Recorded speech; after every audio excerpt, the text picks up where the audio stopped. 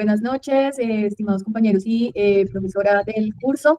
En el día de hoy pues nos encontramos en el grupo para realizar pues el debate en torno pues a la tarea número 3 de corrientes de pensamiento sociológico que gira en torno al análisis de enfoques del conflicto y su impacto en la estructura social. Entonces, a partir del análisis de 3 autores, vamos a realizar pues un debate y al finalizar expondremos pues las conclusiones centrales que surgen de este debate. Y pues bueno, para empezar, entonces estamos presentes Kelly Gómez, Gustavo Hueso, Andrés Rey y Diana Silva. Entonces vamos a iniciar con las ideas de Marx. Poner la pregunta de qué manera la lucha de clases es una fuerza impulsora para el cambio social.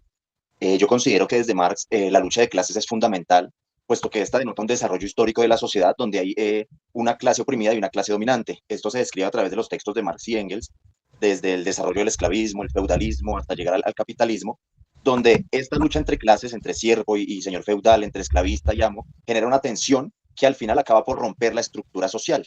En el caso del capitalismo, Marx toma la dialéctica hegeliana y dice que desde la materialidad se va a dar el cambio, a diferencia de Hegel, que va a decir que es desde el espíritu. Y Marx lo que dice es que es necesario generar es decir, está el capitalismo como tesis, como idea inicial, se le tiene que dar una idea contraria, que es el socialismo, para llegar al conflicto, a la lucha, y se llega entonces al comunismo como etapa superior de desarrollo. Entonces, resumiendo, la lucha de clases va a ser una fuerza fundamental para la transformación social, puesto que esta genera tensiones estructurales, genera cambios en la infraestructura y en la superestructura que describe Carlos Marx, cambia la economía y los modos de producción, enajenando también o cambiando la posesión de los medios de producción del proletario, del burgués, perdón, al proletario. Vamos con Simmel. Simmel tiene un enfoque más dirigido a la interacción social, como un microsistema de estudio y análisis, partiendo de ahí para analizar la sociedad en conjunto. En el capítulo que él habla sobre la lucha, habla sobre como la lucha, pero más como el conflicto, como una forma no siempre disociadora, sino como algo que puede contribuir a la estructuración de la sociedad. Esa socialización tiene unos efectos específicos que le dan un carácter positivo, y estos son como la definición de límites y identidades entre los grupos o sociedades, porque estas confrontaciones entre los mismos grupos o sociedades, como él lo llama, hacen que se delimiten unos límites, unas identidades. ¿Por qué? Porque cada grupo en medio de ese conflicto puede saber exactamente quiénes son, cuáles son sus límites y por qué están en oposición con otros grupos. Mantienen un equilibrio social porque estos mismos conflictos hacen que las mismas estructuras sociales no se perpetúen, sino que tengan una posición y que ayuden a generar un cambio social. La concentración y centralización también, porque el mismo grupo hace que concentre las fuerzas para generar una posición y también genera unas normas y reglas específicas dentro del juego del conflicto. Él habla de conflictos como unas guerras, que también tienen unas normas establecidas, o como unas, no sé, conflictos como puede ser unas luchas deportivas, que también tienen unas reglas específicas, ¿sí? Entonces, eso hace que también genere esas normativas y esos reglamentos que hacen que los mismos participantes puedan generar como esas mismas limitaciones. También hay unas relaciones de poder que se clarifican, porque entre los mismos grupos hay unas jerarquías que se establecen de acuerdo a esas oposiciones que se están creando en el conflicto. Y la satisfacción de necesidades y liberación de tensiones. Y por último, entonces, vamos con el autor Coser. Bueno, buenas noches para todos y todas.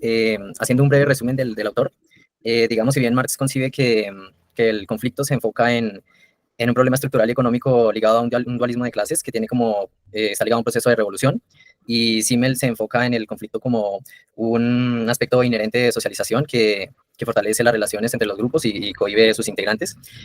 Para Coser, retomando aspectos de Simmel, lo que hace es ampliar este enfoque. Él concibe que hay unas funciones positivas en base al conflicto y que hay, digamos, él parte de que hay unos conflictos que son reales, que son los que mantienen estas funciones positivas, y que hay unos conflictos que son irreales, que son los que no aportan estas funciones. Entonces, los conflictos reales son los que se dan en concreto, orientados hacia un objetivo claro, como puede ser ligado a intereses, a recursos o a la adquisición de valores. Por lo contrario, los conflictos irreales son los que están meramente orientados hacia la liberación de agresividad. También, cuando amplía el conflicto, concibe que hay una flexibilidad que tienen, digamos, los sistemas sociales, las instituciones, los grupos, que son los que permiten que se medie el conflicto, que haya un aparato de normas, leyes, de conciliación, por medio del cual se pueda dar solución a estos conflictos, manteniendo los grupos sin que haya una ruptura social. Bueno, he tomado como atenta nota de las intervenciones y bueno, me surge, digamos, una pregunta que yo creo que puede motivar el debate, y es, digamos, ¿cuál es la relación que cada uno de ustedes notó entre el conflicto y la cohesión social que genera o que se genera a partir del conflicto. Entonces, por ejemplo, desde Marx se hablaba mucho como de la unión del proletariado, ¿no? Como de cómo, digamos, esa separación y esa negación que le hicieron al proletariado de los medios de producción, pues lo último que genera es una gran masa de personas que se unen para revolcar, pues, lo que lo que llamamos sistema capitalista. Entonces, quisiera también saber cómo sus posiciones frente a los autores que acabamos de exponer, cuál es esa relación entre el conflicto y la cohesión social. Continuamos con Diana. Ok, bueno, para Simmel, igual el conflicto es una interacción social. De hecho, que ya el hecho de ser una interacción social ya genera una cohesión en un grupo, porque hace que los mismos miembros de los grupos tengan una relación entre sí, buscando un objetivo en específico, y pues ya que tiene un antagonismo con otro grupo, pues hace que se cohesionen, generando normativas, relaciones entre ellos, jerarquías, todo eso. Desde el enfoque de Coser, si bien retoma aspectos de Simmel, él también, digamos, se expone que dentro de los grupos, cuando se da un objetivo en concreto, digamos, se fortalece la cohesión de los integrantes, pero él además expone que esto va ligado a la motivación emocional, a la energía emocional. Es decir, digamos, pues, lo que sucede para mí en ese aspecto es que, digamos, todos se motivan, digamos, por el objetivo en común, como todos comparten esta misma visión de conseguir esos recursos, se eleva la energía emocional, lo que motiva en gran medida el conflicto. Otra pregunta. Dale, Diana. No, que me genera, pues, como, no sé, una analogía que me parece muy lo que hablaba Gustavo acerca de Marx.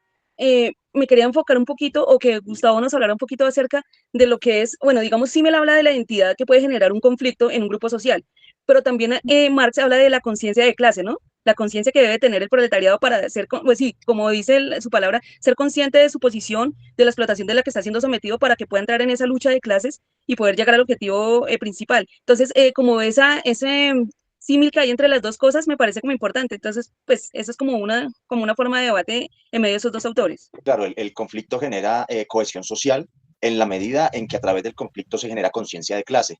Entonces, a través del comprender estas condiciones estructurantes e históricas que han relegado el proletariado a un segundo lugar y también un lugar por debajo del burgués, quien pues posee los medios de producción. Entonces, a partir de este reconocimiento dentro de una clase social, los proletariados y trabajadores pues generan la capacidad de unificarse para poder conllevar a la revolución. La pregunta que me surge es, si tuviéramos que enfocar o si tuviéramos que como enfocar estas posiciones de los autores en la sociedad contemporánea de hoy, desde su punto de vista, ¿cuál creen que sería el análisis que haría, por ejemplo, un Marx si viviera hoy en el siglo XXI?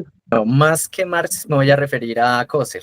¿Por qué me voy a referir a Coser? Porque me parece que para analizar los problemas, los conflictos sociales contemporáneos, él tiene un marco más apropiado, por el hecho que resalté ya anteriormente, de que él observa este aspecto que ninguno de los dos autores había tomado en cuenta antes, que es la flexibilidad de los sistemas sociales y de las instituciones para regular, para ser garante en los conflictos y mantener los sistemas, que no se acaben, que no hayan rupturas. Sí, que está en el orden, está Diana y luego Gustavo. Bueno, hay que tener en cuenta algo muy importante, es que todavía estamos en un sistema capitalista, ¿no? Económico, que ha evolucionado, ¿no? Obviamente estamos en otras condiciones, hay que sumarle la globalización, ¿sí? Entonces, como que ha mutado de acuerdo a cómo ha pasado históricamente todo este tiempo, pero sigue siendo valioso el marxismo. ¿Por qué? Porque estamos bajo las mismas condiciones, ¿sí? Lo que pasa es que, digamos que las desigualdades ahorita son diferentes a como eran hace muchos siglos, pero sigue siendo así, porque es que cuando Marx habla de esas mismas luchas de clases, habla desde el esclavismo, ¿sí? Entonces, sigue evolucionando, la historia sigue pasando, pero siempre hay una lucha de clases, ¿sí? Lo que pasa es que con Simmel y Coser se meten un poquito más a nivel individual, subjetivismos, que Marx no veía, porque ellos eran netamente materialistas y veían a un nivel macro toda la situación. Sí, en la sociedad actual, ¿cómo se integrarían o cómo cambiarían o tendrían alguna variación los esquemas pues, de cada autor o cómo se aplicarían, digamos, en la sociedad contemporánea? Pues si miramos al Marx clásico, al marxismo ortodoxo, la visión de Cousar pues sería posible, puesto que no puede haber un intermediario, no puede haber una reconciliación entre las dos clases. La lucha de clases y la revolución vendría siendo la única forma, y para Marx la lucha armada, la lucha de vía de hecho. Pero si miramos ya el marxismo hoy por hoy, pues evidentemente estaba pensado para sociedades industrializadas, además del pasado, como lo describe la compañera, y muchos elementos se han añadido. Se ha añadido, por ejemplo, la visión ecológica, que no la tenía Carlos Marx, aunque hablaba del ambiente y del limitante estructural de la naturaleza para el capitalismo, no hablaba de ecología, cosa que sí hablan autores, por ejemplo, como Enrique Leff, quienes dicen que hay una estructura así económica. Sin embargo, la estructura o la superestructura donde está el Estado y las instituciones sociales cuenta con una base ética y una racionalidad capitalista y bueno, capitalista. Y esta racionalidad lo que determina es entonces la conciencia de los sujetos y también inhibe un poco la conciencia de clase. Mariátegui va a añadir, por ejemplo, para el caso latinoamericano, va a añadir lo que él llamaba el indo-latinoamericanismo marxista, no recuerdo el término, donde añade como potenciador al indígena peruano para la revolución marxista. Entonces, creo que pues, el marxismo no se quedó estático, ha generado cambios estructurantes, sin embargo, sigue siendo el mismo marco interpretativo. Sigue teniendo pues, muchos conceptos, lucha de clases, el tema de la explotación, pues de la posesión de los medios de producción, es vigente y se le han añadido otros elementos, inclusive de Latinoamérica, autores como José Martí, bueno, muchos otros. Incluso, ay, perdón, me confundo. Incluso hoy en día se habla del feminismo marxista, que tampoco estaba contemplado en las ideas pues, iniciales de Marx. Entonces, a partir de ahí, pues hay todo un debate feminista que se pega de ideas de Marx. Listo, Andrés, dale tú y luego ya pasamos a las conclusiones. Bueno, en sí yo quisiera resaltar el hecho de que, digamos, el enfoque en sí, digamos, muchas de las ideas de Marx, si uno analiza, muchas de las cosas que él dice sí están presentes hoy en día, pero a lo que me quiero referir es que, digamos, hoy en día, para estudiar un conflicto, para analizar un conflicto, digamos, el enfoque que tenía ya no es vigente. ¿Por qué? Primero, él se basa solamente en el problema estructural y económico, ¿no? Segundo, él se basa en un dualismo de clases. Digamos, hoy día sabemos que hay muchas clases y que bien hay muchos burgueses y hay proletariados, pero hay diferentes burgueses, hay diferentes. Y tercero, porque digamos, el enfoque de Coser iría más de acuerdo, vuelvo y recalco, la flexibilidad de los sistemas, porque hoy en día mayoritariamente, si uno analiza, la mayoría de sociedades son democráticas, como es el caso de Colombia, que su constitución reza que es un país democrático, pluralista y participativo, ¿no? Estas formas de entender el conflicto también como una oportunidad pues son muy recientes, ¿no? Y nacen a partir del estudio también histórico. Por ejemplo, en el caso colombiano, los acuerdos de paz en La Habana se dieron a partir de esta concepción que tiene Coser, junto con Galtung y otros teóricos, donde se dice pues que el conflicto ya no es algo que debe evitar la sociedad, sino que es algo inherente al ser humano. Por ende, pues lo que debe generar la humanidad son maneras de que este conflicto no traslape a la violencia, no se convierta en violencia. Y por eso se debe hacer una evaluación histórica. Por eso, por ejemplo, desde los diálogos de paz en La Habana, pues se estudió primero el tema agrario, el tema de la tierra, que ha sido un tema que incluso impulsó y generó la aparición de guerrillas de corte marxista en Colombia. Se miró el tema político, ¿no? ¿Cómo entonces vamos a hacer para que la gente incida en política y no tenga que armarse? Entonces, ahora el tema de Marx con el Estado es que él dice pues que el Estado termina siendo una forma de opresión, que incluso el Estado moderno es el resultado de las revoluciones burguesas que van a llamar Stalin, creo que eso, o inglés. Coloca como tal los derechos desde la burguesía, ¿no? Derecho a la propiedad privada, derecho al libre mercado. Entonces, este Estado que es burgués y que genera ciertas normas y ciertos comportamientos, pues está dirigido por la clase dominante y por ello no es garante de derechos.